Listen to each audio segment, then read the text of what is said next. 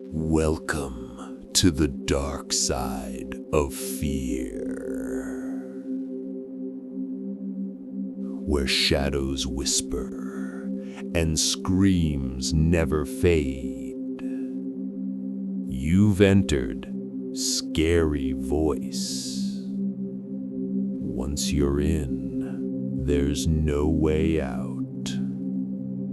Story number 1, The Town That Never Slept.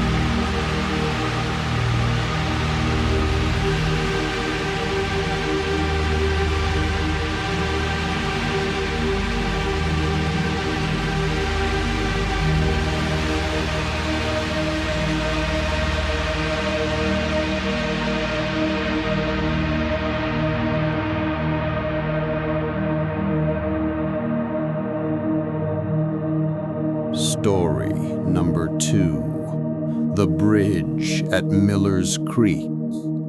I was 19 when I first heard about the disappearances in Miller's Creek.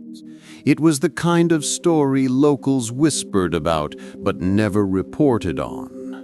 4 hikers had gone missing over the span of 6 months, all near the same spot, Old Miller Bridge, an abandoned wooden bridge hidden deep in the forest.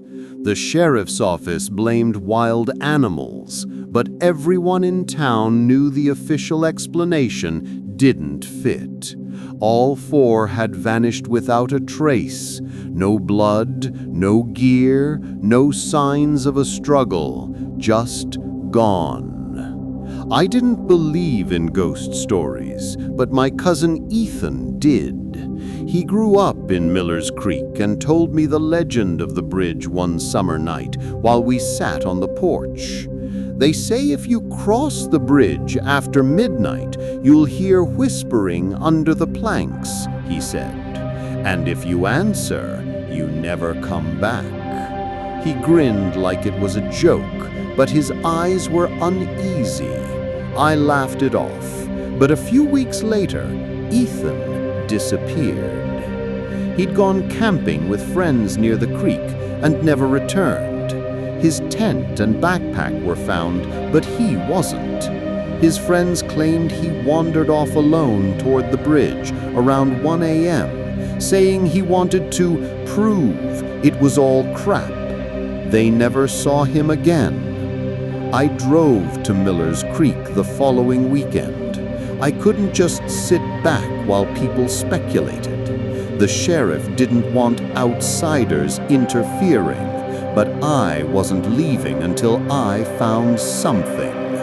The town itself was unsettling. Narrow streets, dim yellow street lights, and houses that looked decades behind the times.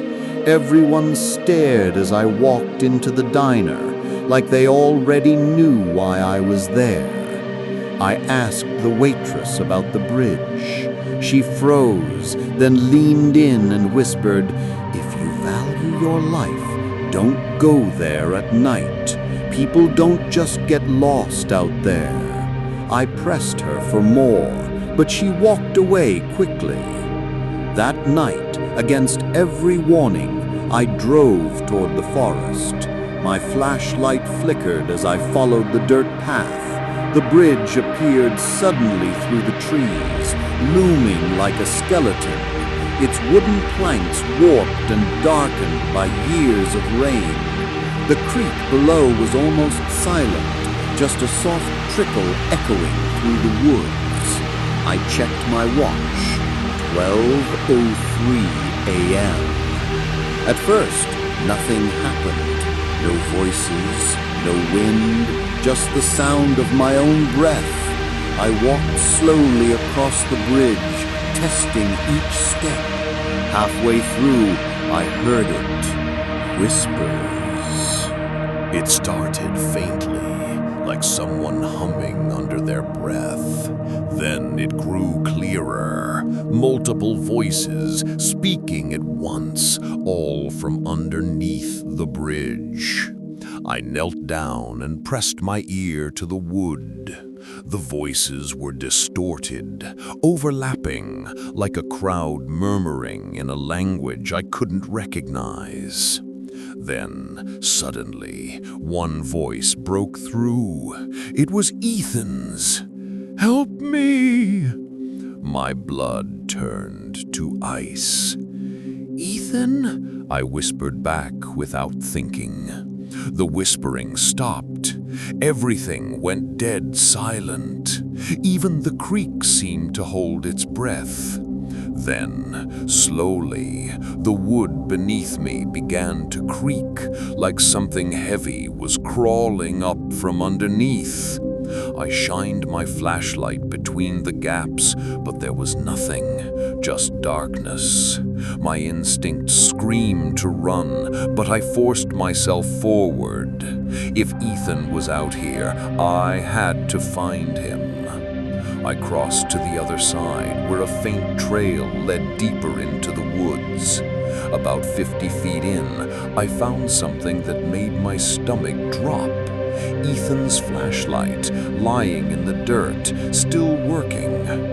Next to it was a torn piece of his jacket. I picked it up and heard a sudden splash behind me. I turned and aimed the beam at the creek.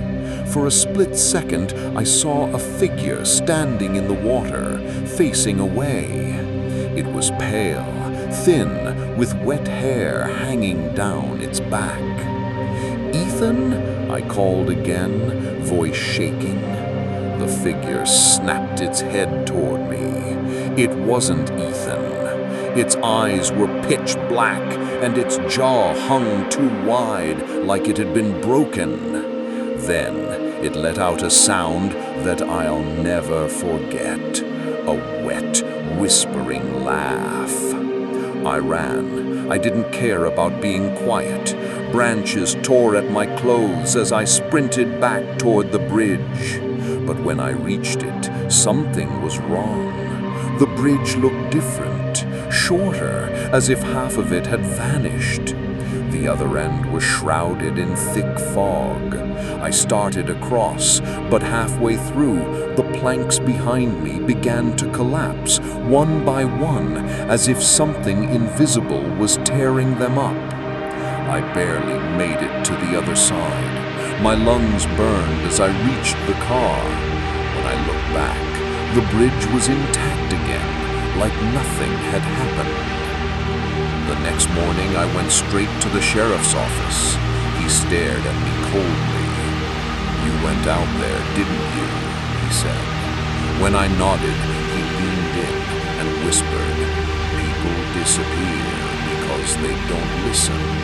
Some places don't want to be found." Then he handed me a folder with Ethan's case file, completely empty, except for a single line at the bottom. "Declared lost. Bridge area searched. No remains." That night I couldn't sleep. I kept hearing faint whispering in my motel room, like it was coming from the air vent. Around 3 a.m., my phone buzzed. It was a text from Ethan's number.